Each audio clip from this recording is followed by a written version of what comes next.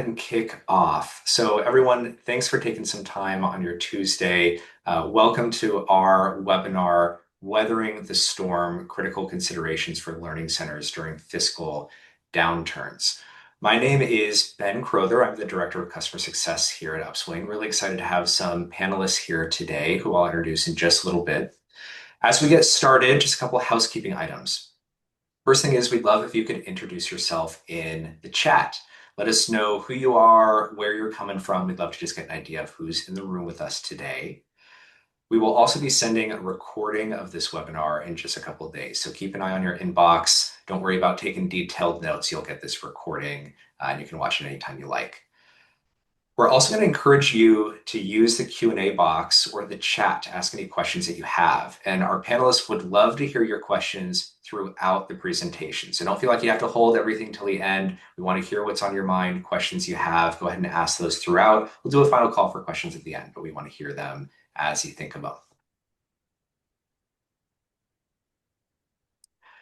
I want to give a little background on Upswing and why we're all here together, what we do at Upswing, and why this conversation is such an important part of our mission. And we love to talk about the story of our founder, Melvin Hines. Melvin grew up in South Georgia in a high school that had pretty limited access to resources. And that was reflected with the graduation rate they saw at his high school, where just about 68 students out of 250 ended up graduating. Melvin was one of the lucky few and found himself graduating and even going on to UGA afterwards. But as he arrived as this success story from his small town, he very quickly noticed the discrepancy in how prepared he felt for the college experience compared to his peers that came from better resource backgrounds in schools. He was still able to graduate again despite the odds, but was left with this really strong belief that where you're born, the resources of your hometown and your high school should not be so influential about your ability to graduate, the success you have in college, and whether or not you graduate with a college degree. So he began teaching at an HBCU in 2010 and decided to turn this experience into this company called Upswing. And here we are 12 years later. Upswing's really founded with the core mission to reduce student attrition. We want to make sure that students have all the resources they need to succeed, regardless of the background, regardless of the preparation they got in high school. Every student deserves the chance to be successful and graduate from college. So because of that, we think a lot about student profiles and the non-traditional student. A lot of folks still picture the college experience and college student as an 18-year-old fresh out of high school, ready to hit the ground running.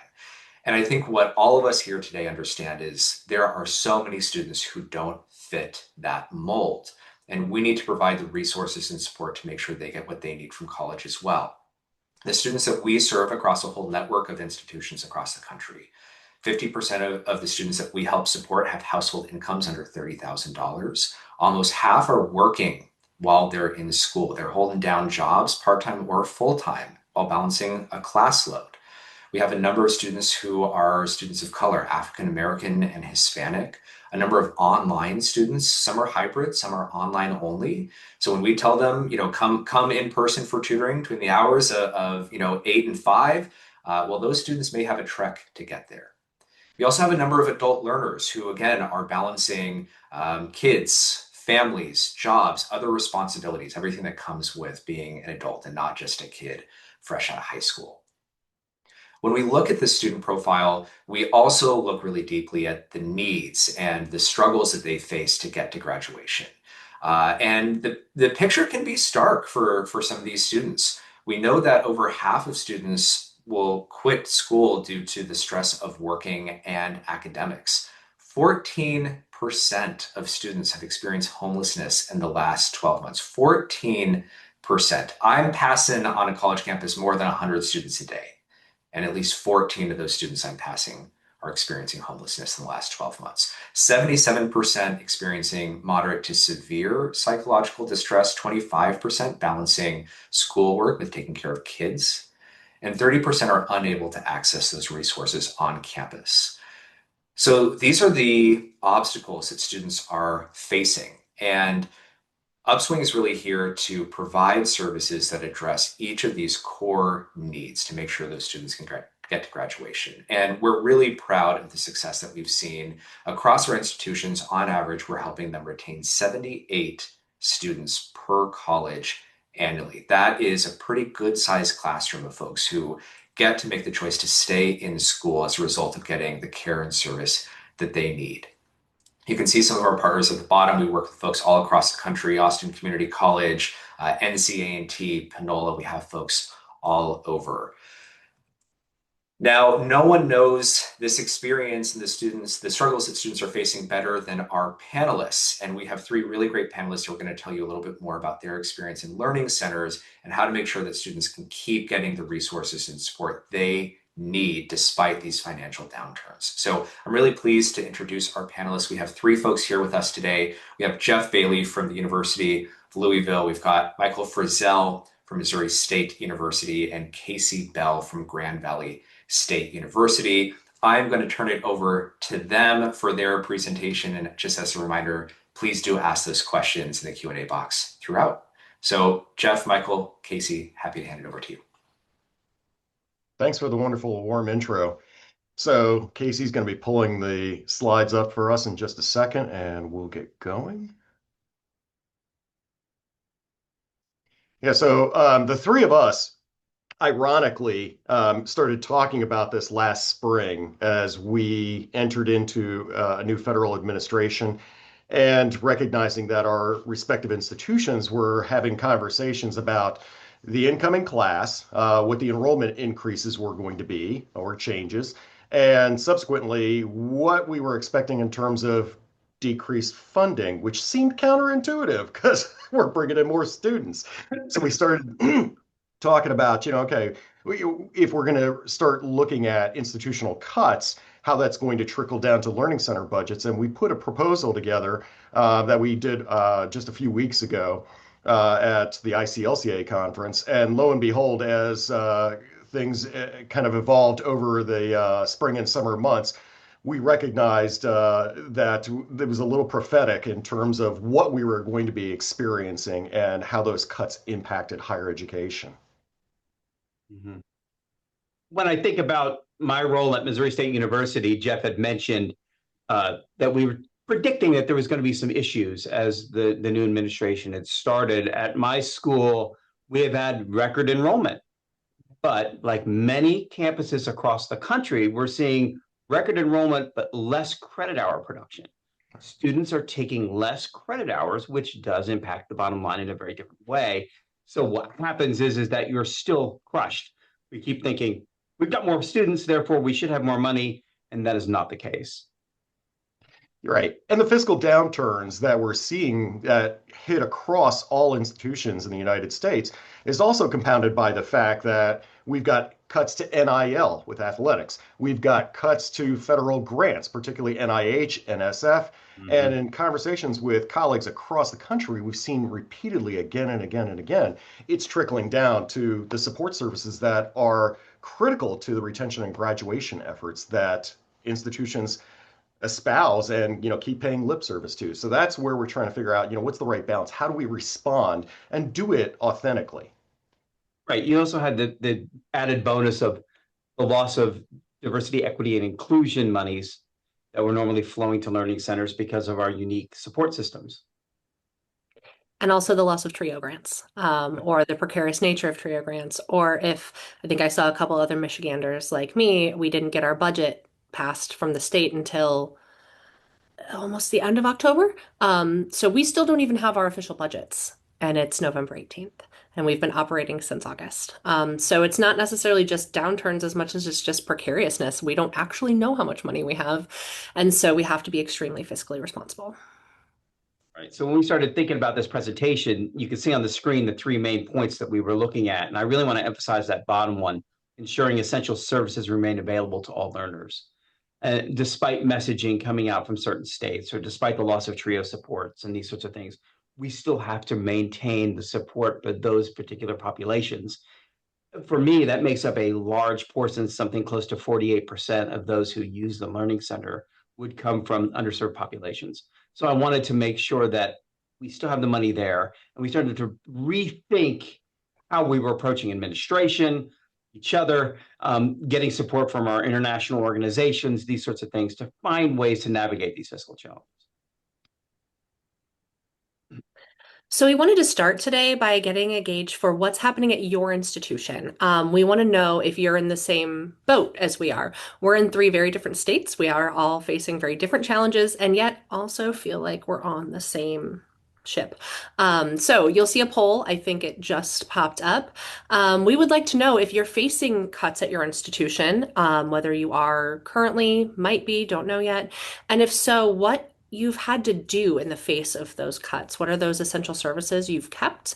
And then what are the things that maybe, I mean, everything's essential, right? I don't know about you all, but I don't do anything that's not essential. But what are the things you've had to cut back on or reduce in order to survive?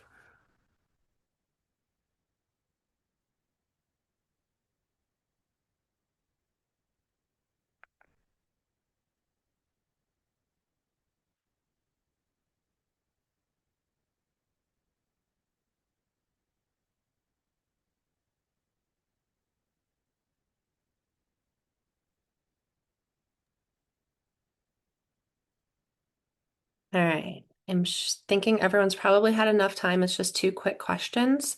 If you can go ahead and end the poll. And can you present the results or do I need to stop sharing for that? There we go. So 73% of you are definitely facing cuts with another 23% that are unsure. We have a whopping one person not facing cuts right now. And I think that's just the reality of where all of us are. Looks like many folks have had to reduce programs, services, eliminate positions, eliminate hours, eliminate professional development, a few others, reducing operating costs, overhead, things of that nature that we have control over. Yeah. So this serves as nothing else if to not say like, welcome to the ship. We're all in it together at this point. But also hopefully we have a few tips that we can help you navigate these very, very rough waters.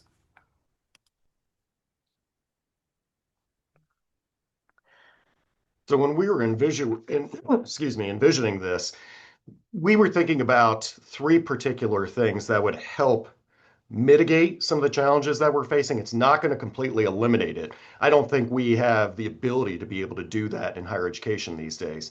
But these three things really rose to the top as we were, flushing out these conversations. One is figuring out how do we prioritize the frameworks for our services in a way that makes sense to decision makers, CFOs, et cetera, and resonates with them because we're talking in languages that oftentimes don't resonate with them. So we have to be thoughtful about changing that to frame the conversation in terms of return on investment, ROI, for the number of students that we're able to help directly influence and retain for the institutions that we work at. And how does that lead to stronger graduation rates? How do we make sure that the services that we have align specifically with an institution's strategic plan, their mission statement, institutional priorities? Our institution at Louisville is looking at two words in particular with our new president and new provost: student success, period. And so I align every single conversation that I have along those two lines to make sure that I'm reinforcing for budgetary authorities why this is so critical. And then making data-informed, data-driven decisions in a way that's going to help resonate with those decision makers up ahead of me. Missouri State was facing similar impact as Jeff's at University of Louisville when we talked about a new president, new provost. And though the framework for services are probably something that you've already thought about, I always think about my learning centers. What are the essential baseline services that I need to retain? Should I need to cut? And I used to believe, oh, it's my math drop-in table and the writing center. I don't believe that at all now. Now I believe it's supplemental instruction because I get more bang for my buck. But back then, when I was a baby learning center director, that's kind of the way I thought. Aligning with institutional priorities made it simpler because of the new president provost doing a new strategic plan. I was able to insert myself into every aspect of it. So if you haven't started looking at the strategic plan for your school, where can you be part of that conversation? And then the last one, the data-informed decision-making, this is the one that makes me the most nuts. And the reason is we don't always make those decisions. We don't always make data-informed decisions at a university. I used to make jokes that the university is a place where very smart people gather to do very dumb things. And I'm starting to wonder whether the data mattered. Even when I showed them ROI and I showed them the patterns that they still made decisions to cut. So the other two became really paramount for me is I'm staying the course. I'm saying what I need to say. How can I then later on, leverage that data? So don't be dismayed that if you don't hit all three of these right now. I think the other thing, and it's going to come in a couple of slides later, but it's thinking about ways in which you're not the only voice in the room because we can't do it in isolation as learning center professionals. We have to rally our neighbors, our community, et cetera, at the institutions that we work at because they get tired of looking and hearing from the same people, especially this one. And I want to call out specifically the alignment with institutional priorities. Michael said that's making sure you're inserting yourself in that conversation and recognizing that that looks incredibly different for different levels of people. Michael and Jeff have both been at their institutions for some time. I've not been at mine yet for 4 years. I'm still younger in my profession. I don't have a PhD, which does a lot. And so sometimes it's not necessarily waiting to be invited to that table, but instead it's grabbing a chair and bringing it to the table yourself, and having to be aggressive, by Assertive. inserting myself into the That's right. conversation, whether or not I'm welcome there. Because that's it. Like I could probably look at every single strategic plan for every single university of every single person here. And I can almost guarantee student success and retention is mentioned at least once, but certainly more than that, especially when we're looking at how we're going to measure these things. And that's what we do is student success and retention. That's what we're in the business of. So making that case doesn't have to be hard. It's just making ourselves heard that can sometimes be the harder part. It was interesting coming out of a conversation earlier for a committee that I was on. They were talking about the fact that now at U of L, they specifically want all the departments to align and develop their strategic plans, if they haven't done so already, with the institutions. And I'm thinking, I've been doing this for like 11 plus years now here. I'm like, wait a minute, people are just getting on board with this? But we've actually set the tone. We were, in a sense, the people that were pioneering this. And so now we're the model at our institution. The Learning Center is driving that, and others are learning from our successes in terms of making those deep connections, the right connections between our services and what the institution prioritizes. Which is improving GPAs, increasing retention, and boosting graduation rates. We like whether or not you want to actually think of it this way, universities are businesses and we are churning a product, and the product is a graduated student. And so to get that product through, we're quality control. We're keeping them on the course. And so being able to say, like, listen, our services get them through that graduation rate that is tied directly to federal and state funding, to those retention numbers that are tied directly to state and federal funding, and the GPAs that are also sometimes tied to those funding sources. And I'd make a note that at private schools, they have to consider this a little bit differently because the public funding isn't necessarily coming through the same way as it is for other institutions. So for that, it's a matter of looking at finite resources and being able to make the same exact type of case and recognizing that it may be stiff competition for that private institution. And given some of the compounding factors that we mentioned earlier with federal cuts, or even depending on the state that you live in, state cuts, what does that mean in terms of the impact that you're seeing collectively on institutional budgets and how that trickles down? Yeah. And let's kind of shift gears a little bit and talk about the emotional toll this takes. And the reason I think this slide is extremely important is I don't know about you, but I'm feeling this. And every decision that I've made as a Learning Center director, I'd like to think is in support of our students. So being transparent has always been key for me. And that's a challenge to be transparent with a student employee when you're suddenly saying there's a budget downturn, there's a budget crisis, you're hearing all of these comments about departments being moved or consolidated or dropped. And this increased stress, anxiety, and uncertainty also affects your staff. you too. And I don't want you to lose sight of that. I think it's essential to acknowledge and address these emotional impacts because the morale is important. For the Learning Center, I can give you my writing center as an example. We've had to cut hours and staff size to ensure that I'm meeting the budget because I want to be fiscally responsible, of course. But half the staff with still the same amount of attendance or more means that they're doing twice the amount of work. Um, Making them feel included, making them feel part of that team is a challenge for many leaders. I know that for me, I'm really bad at the fun stuff, the group hug stuff, the touchy-feely stuff that makes our students feel connected. And so I rely heavily on my graduate student team to make sure that's coming together and gelling well. But I'm also very transparent with them about where the budget is and what I'm looking at for spring, how that's going to impact their jobs going forward. And I really felt like they've trusted me because of that. And then that trust I'm able to bring back to our provost or our president and say, this is what the students are saying, but worse, this is what they're feeling. That has actually given me more traction than almost anything we've talked about so far, was that these authentic student stories, bringing those with me, bringing my student staff with me to meetings to talk about these things and what impact it's having. But I don't lose sight of you too. And Casey, Jeff, and I will all say this to you, that if you needed to reach out to us at any point, please do. We're easily found online, especially through the International College Learning Center Association. Anyway, I see both of them I have think unmuted. that's a really important point, right? We have to be able to have our community to lean into, de-stress. Casey and I talked yesterday about, the cut that she just received. And, it's like, okay, we got to process this and figure out how are we going to deal with this? And having a safe place to be able to do that and to get angry with your person, right? We can't solve it for one another necessarily, but we can be there and listen and support one another. Yeah, my provost often states that I don't have a community here at Missouri State that actually gives me the support I need because they don't understand my job, but Casey and Jeff do. And I know that any minute I could text either one of them and go, help me unpack this. And we want to be there for you too. Yeah, for sure. I received a budget cut yesterday and I spent 20 minutes on my floor of my office. And what I lovingly refer to as floor time because I needed a minute.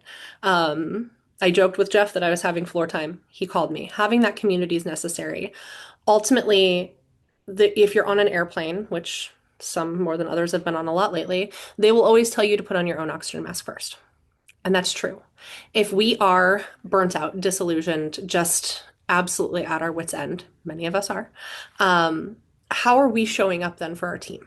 How are we being able to take care of them? So having that self-care outside of work, I know self-care is a really like overused, possibly trendy term right now, but having a thing outside of work, whether it's your family, whether it's your friends, whether it's a hobby. I go to a pottery studio once a week and it keeps me afloat. But being able to care for yourself first in order to be clear. Brene Brown says it best, clarity is kindness. We're not sugarcoating things, but we're supporting while we do this. Our professional staff, but also our student staff. Right. Because I have to tell some students that they might need to find another on-campus or off-campus job next semester. They weren't planning on that. That's not going to be fun or easy to deliver. But if I'm feeling some sort of way about it, the way I deliver it is not going to be with care. And that's what I have to do first and foremost. And I think one of the other things that you reminded me of, Casey, is how we navigate those conversations early on, especially if your institution, like ours, was saying, plan for an 8% cut, which is what we sustained easily. And I was being very transparent with my team and trying to help them navigate what we were going to experience and being thoughtful about including their voice, their input in decision making. So I wasn't making it unilaterally.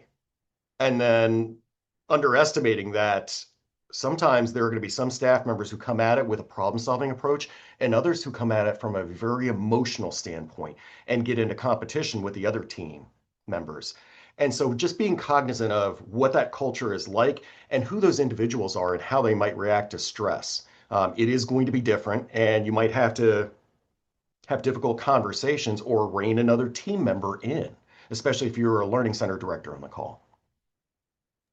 The question came in live, and I think this is a good place to add this question in.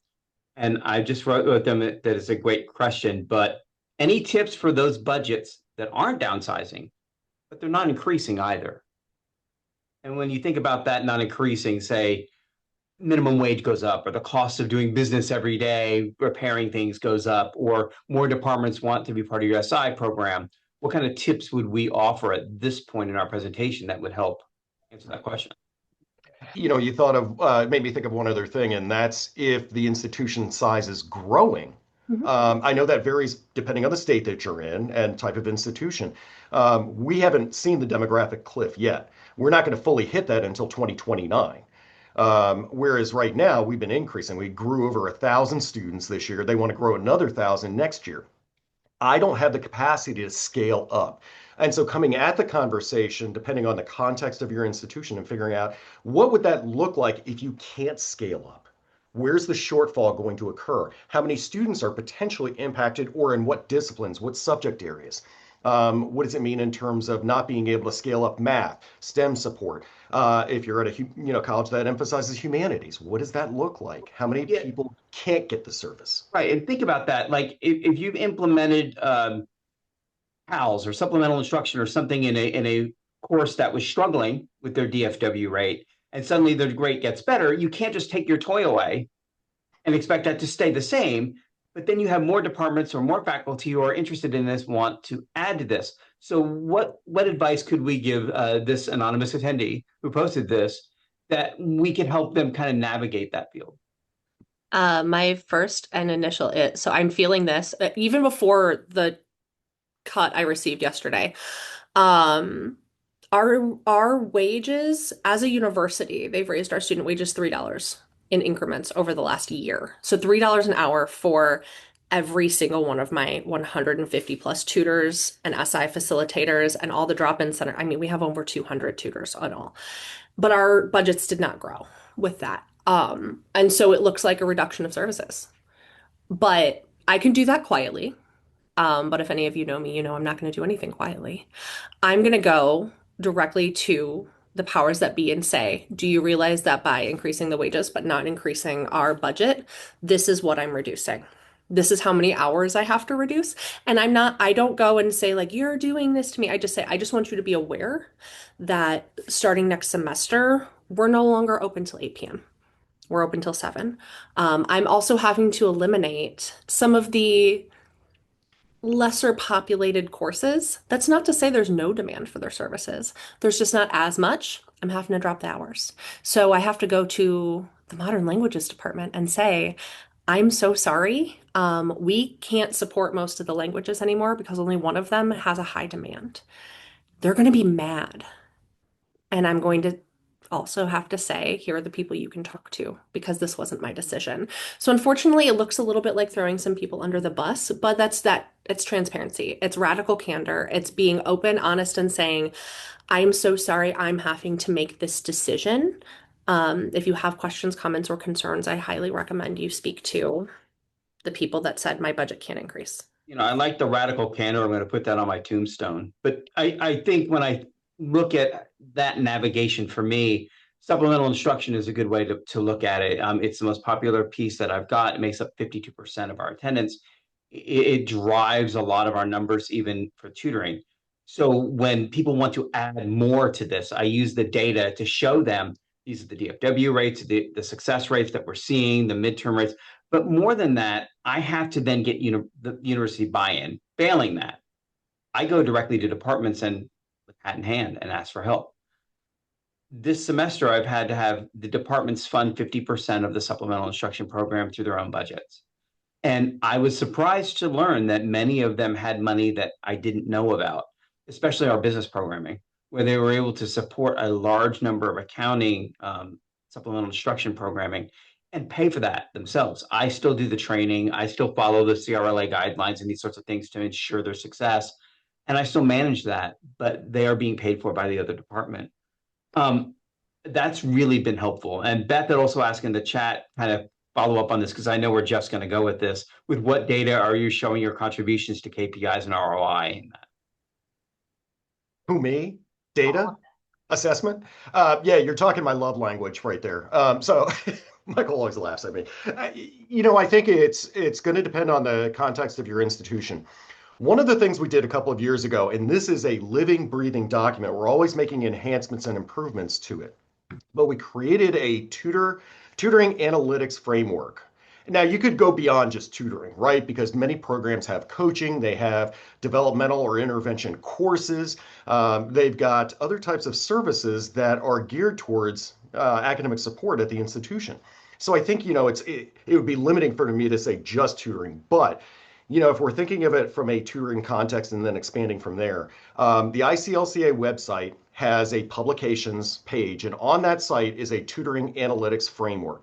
And, for many years, whether you're looking at CAS standards or other aspects, even the tutoring best practices guide that we promote, it talks about the importance of assessment and some of the things you can measure, but it doesn't talk about where you're starting from. So if you're a beginning level institution, you're just enacting, assessment protocols for the first time, it gives you a series of things that are minimal best practices and standards in our profession.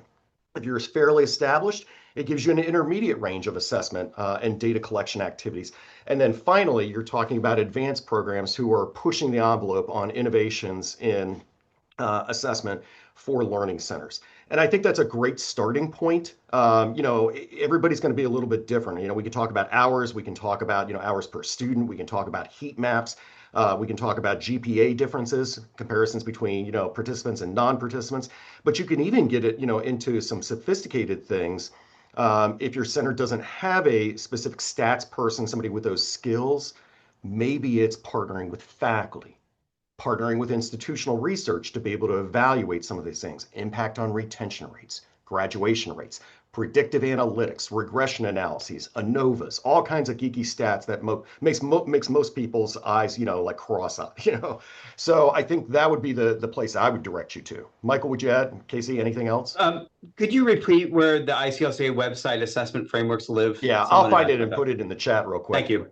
Go ahead. Go ahead, Casey. Well, and I was going to say, so all of my degrees are in English. I do assessment and math and reporting like an English major.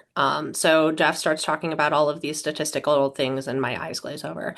You don't have to know what an ANOVA is. You don't have to go deep into statistical analyses. We do have a lot of these things in there. I skipped forward a slide because I actually have an example of the at a glance. So all of my programs have about a 30-page assessment report because I do kind of nerd out on this stuff too, but no one's going to read my 30-page assessment report except me because no one cares. But every single one of them has the at a glance, high level, pretty colorful picture of the high level numbers that they actually do care about.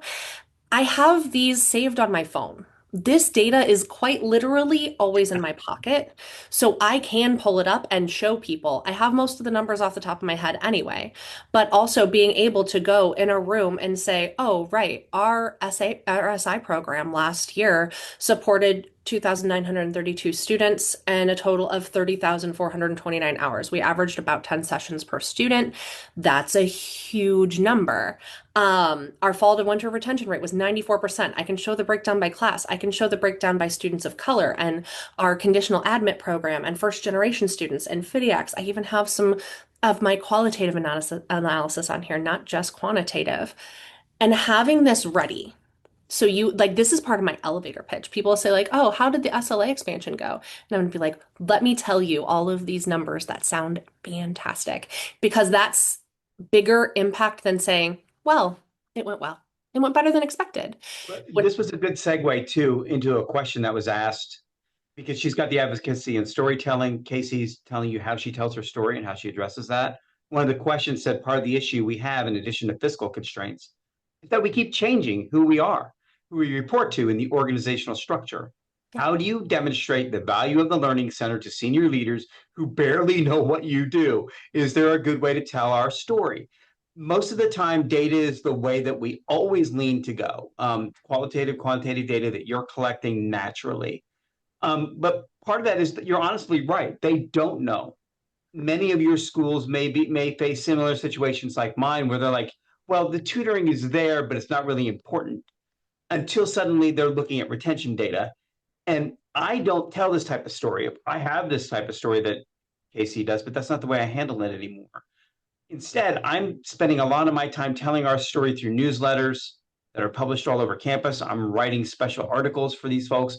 And then when I report to the organization itself, our big structure, our president, our provost, who may know very little about us, I only talk about retention data.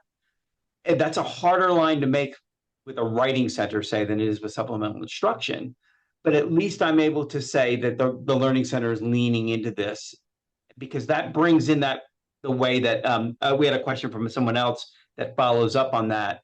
Do you think this calls for newer ways universities try to implement for times of unexpected cuts, like what we're witnessing now? Sure, but how could we have ever expected this type of cut? Well, maybe we could have. But if you think about the political side of this, it's kind of unprecedented at the moment. I don't know how we could plan for that, but as a Learning Center director, I'm always expecting my cut to be about between 5 and 10%. What would that look like next year? Or if my wages increase every January, what's that going to look like? So I try to build that in. I'm always ahead of it. And then I'm happily surprised if I'm not. Jeff, you wanted to jump in on that. Yeah, I think it hit that middle point, tailored data and story for each stakeholder and audience. I think it's really critical to change the messaging. Casey's already alluded to this. The graphic that she shows is fantastic for everybody, and especially for students, right? They're not going to want to see a t-test or a chi-square or an ANOVA unless they're a stats major, and there are like 3 of those on campus, right? So, one of the things you have to be conscious of is who that audience is. When we had a new provost, fortunately, she took the rein on this and said, I want to come by and see your operation. Depending on what the culture is on your campus, you may have to initiate that. Invite those people in. Make friends with their executive assistants. Bring them coffee. Literally bribe them and get them to book that person on your time and your calendar to come through and take a tour. Show them what the operations look like. Make it real, make it personal. Michael alluded to that earlier, telling that story. And that's where you weave that data in and say, did you know that these are some of the outcomes we're able to help produce for our student body? Right. And what this ultimately means in terms of their academic performance, student success measures, and retention rates of the university, which translates into X dollars. Yeah, and here's the sad part about answering this question about how you tell your story. Again, we always lean on data, but as I had said earlier, they don't always make data-driven decisions. So what is it that helps you kind of stand out? Being in the room where it happens. I had also alluded to that too, is being part of that conversation, laying a framework, and that takes time. It won't happen right away. Casey's 4 years in to her current position. She's probably just now got that framework starting to work for her. I've been 26 years in this position. Sometimes it doesn't work, right?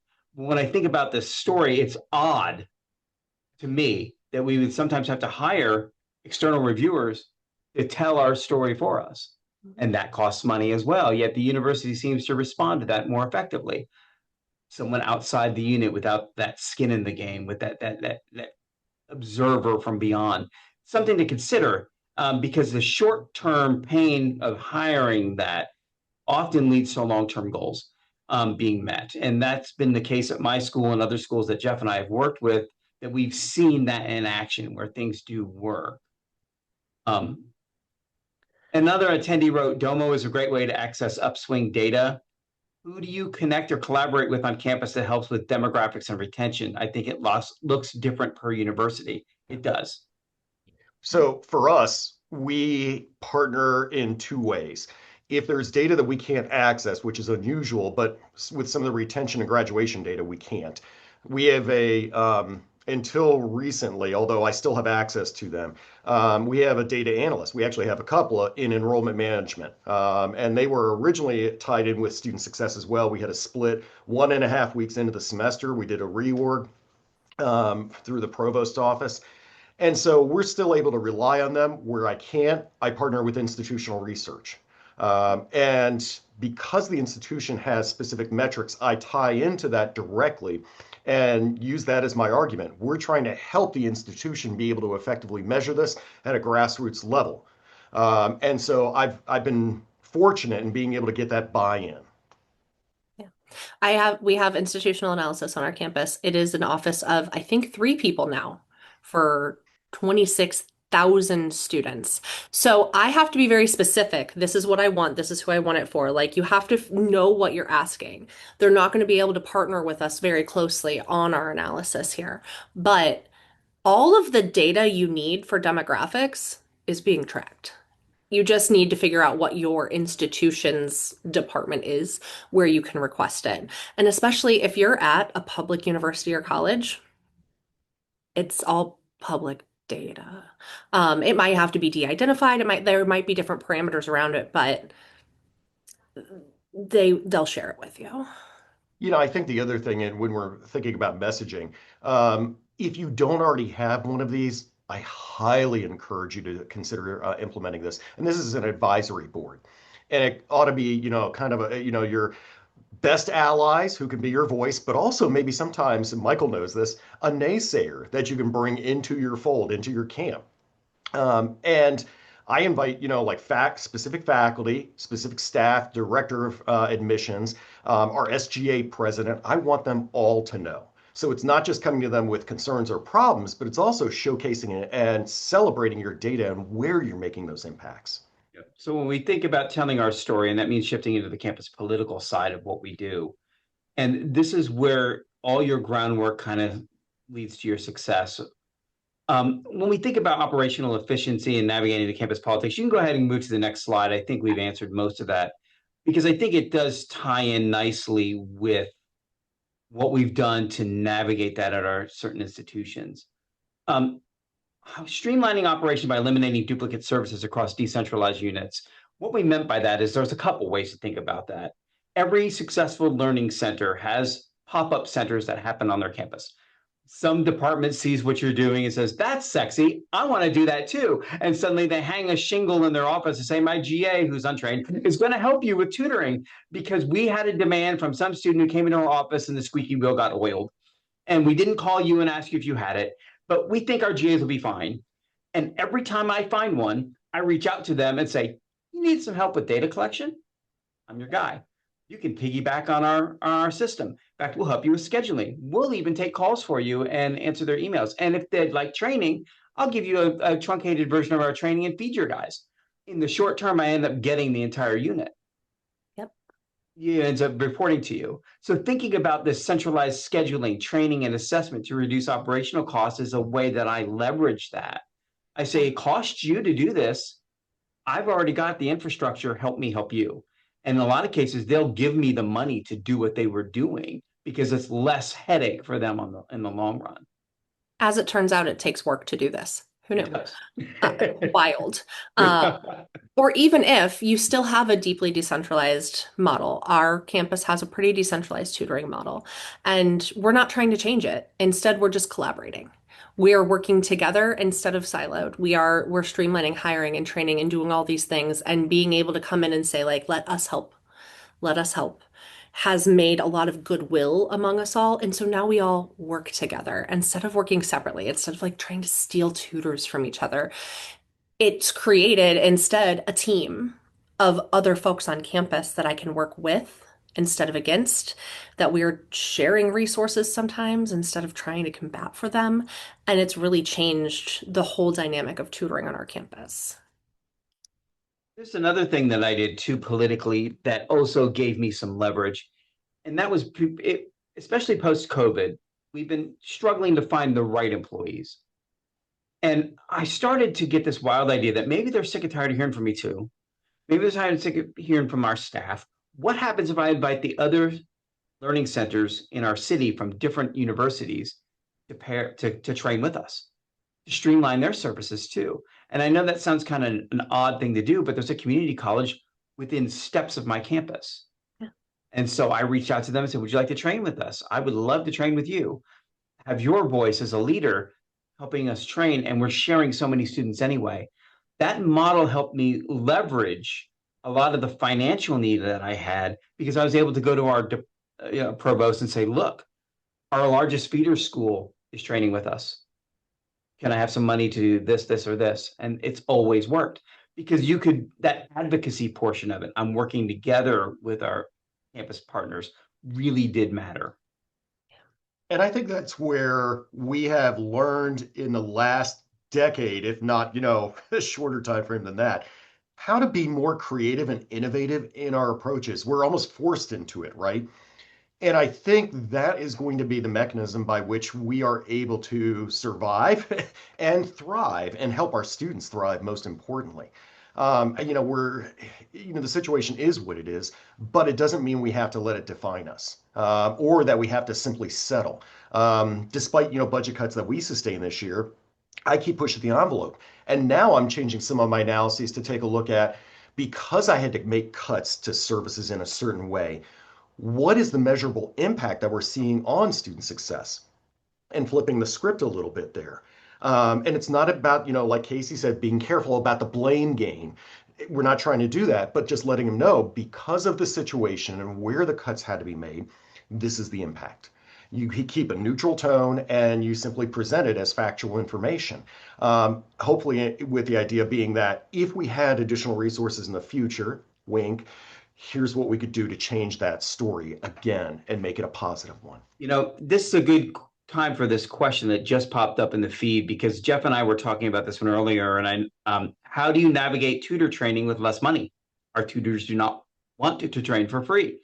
There have been a couple things that I've done that to help me out with that. First, we have an orientation that I do pay for, but their tutor training, what I did was create a training course that they register for and the provost pays. So they do not pay a fee for that. And it enabled me then to capture them in certain intervals during the week, so that it was easier for me to say, if you're a new employee, you have to take this course.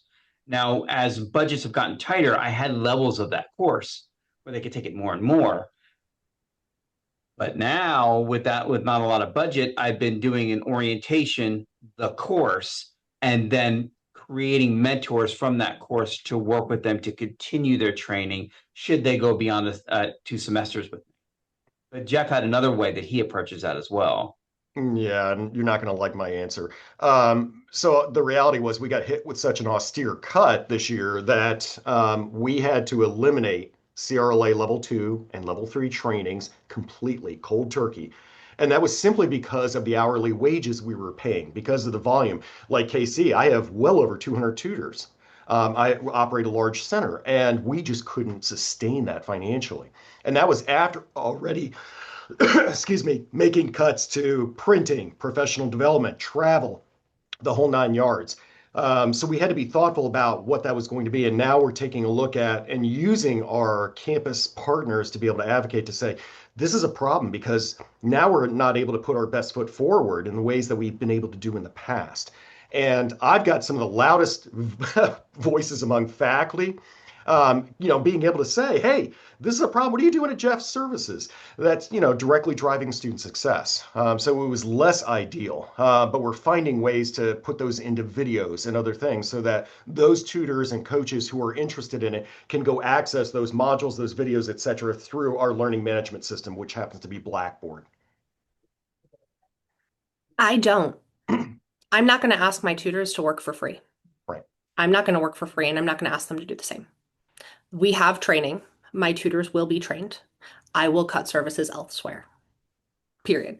Yep. And then that's where it's like, well, I'm so sorry. We have to eliminate some hours. We have to eliminate some subjects. We have to eliminate some things. But not at the sake of training my tutors. Because if they aren't prepared, it's going to hurt our students. It's going to hurt themselves. It's not good for anybody.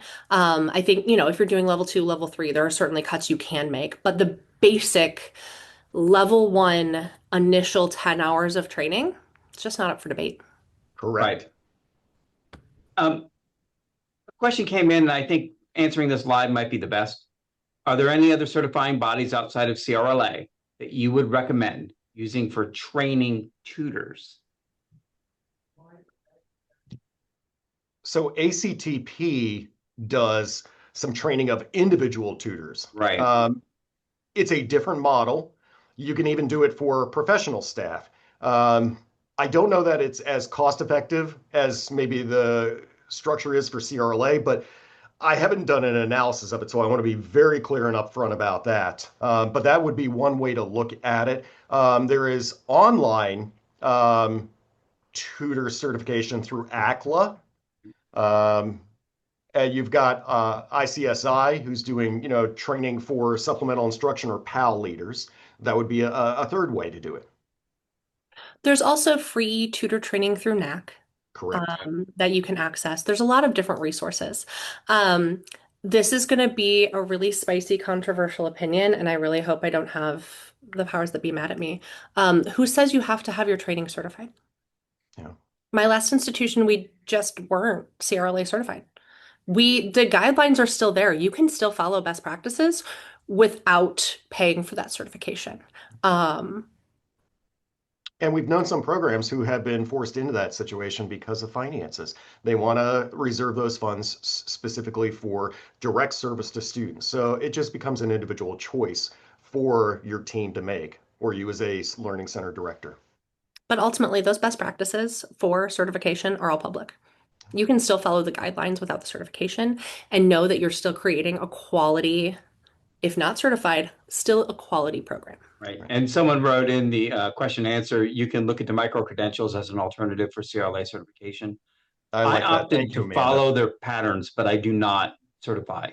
And the reason was is that I asked the staff, do you want me to pay for the certification? And if so, would you find benefit from it? And they didn't care. But most of mine are student employees who are not looking to move on. They were looking to support their current resume so they can get into grad school and beyond. And so I opted not to do that, instead use the money for other things. Caleb wrote, I create several training modules for my student trainings. One of my favorite parts of my job. Love Done it. that as well. I also have my graduate assistant army do those. There are ways to work around it without bogging yourself down too much in that. And that's something we could probably talk about at length.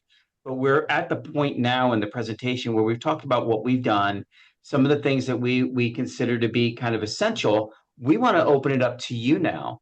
What questions do you have in the few minutes remaining? And if you don't think of it right now, don't panic on that. It certainly can message us, and we're happy to help get on a call with you.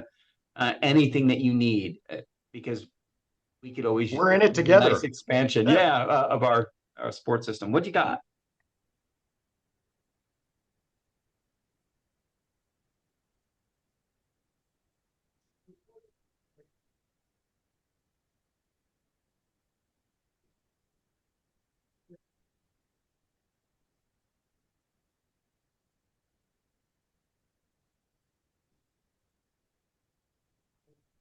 Well, this has been a lively group with all sorts of questions peppered throughout. We do want to give folks just another moment. If you have any final questions for our panelists while they're here, this has been a really lively conversation. We'll give you just a little bit more space.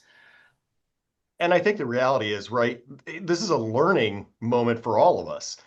There aren't always right answers to this. We're navigating this in some ways the best way we can. But I think that's where the power of this community really shines forth. When I don't know something, or I'm, considering something that's radical or radically different than what we're used to, I call these two and I ask them, I'm like, what do you think of this? I'm thinking about doing something crazy.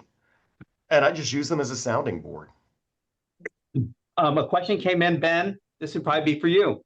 Would This is Upswing have a training webinar on training student professional tutors? Right.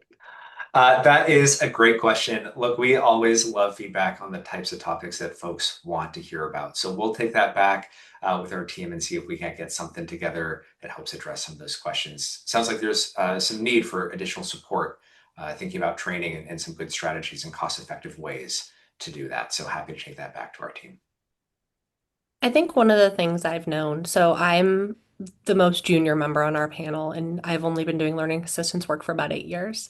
Um, the people of, at the very least, ICLCA, that's like everyone kind of, it's kind of like your Hogwarts house. You find your organization and you're just sorted there.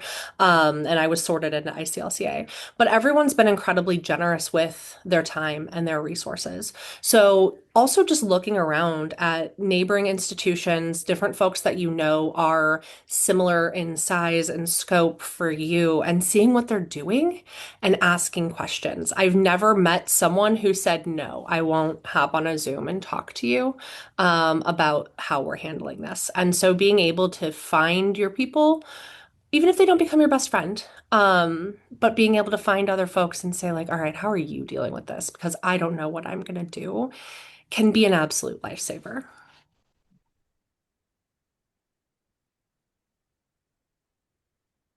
All right. Jeff and I were busy typing an answer to, if you were to start assessing or thinking about ROI, where's the best place you'd recommend we start, the low-hanging fruit?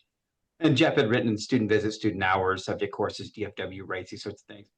And I wrote retention. I hadn't posted it yet, but retention. And that's been usually the biggest challenge that I've had to get early on, but it's the simplest report I've got. I literally hand in a chart that shows that. The other great one, I think, is what Jeff wrote, the student testimonials really do help kind of leverage in certain ways that maybe the data won't. Those personalized stories are critical and they humanize the data. Michael and I talk a lot about that. Casey's done a better job than probably the two of us have in telling that story. It makes a huge difference and it resonates with, key decision makers. I also like people like a price tag, right? How much is this costing me?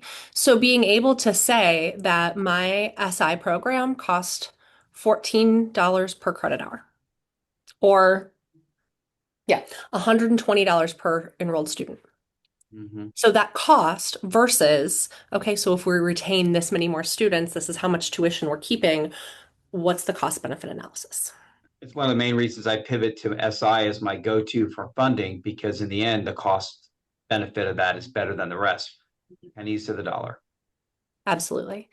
And being able to say, like, for the low, low price of this, we get all of these things. And you get a toaster. And a toaster. Well, I know we have just a couple minutes left here. This has been a really engaging conversation. And thank you to our panelists for just providing all of your insights and professional experience. I want to end our conversation by just reminding folks of what we can do, especially for our current partners or anyone who would like to consider a partnership with Upswing. Really what we're here to do is help partner with you all in learning centers to tell the story of your success. What does that look like? It means consolidated reporting. As Michael was talking about earlier, get all of the tutoring activities in one spot. You've got one place to track it all. And then we are also here to help tell the story of the impact and success of your work. We are versed in talking about the impact on retention, on academic performance, on graduation rates, time to graduation. That is our bread and butter. So help us, let us help you tell the story of your success and help go to your leaders to help them understand the great work that you're doing. We have the blended tutoring model. We can support both campus and supplemental tutors. We have CRLA trained tutors, as we were talking about earlier, predictive analytics, we're Texas Ramp Level 1 certified, and we'd be happy to talk to folks about what that partnership could look like. If you're interested in talking with our team and learning a little bit more, we have a QR code we'll have up on the screen here for everyone. We'd love to chat with you. And again, Michael, Casey, Jeff, thank you so much for sharing all your insights and experience. This has been a great conversation. We'll go ahead and send an email recording of our conversation today in just the next couple days. Thanks, everybody.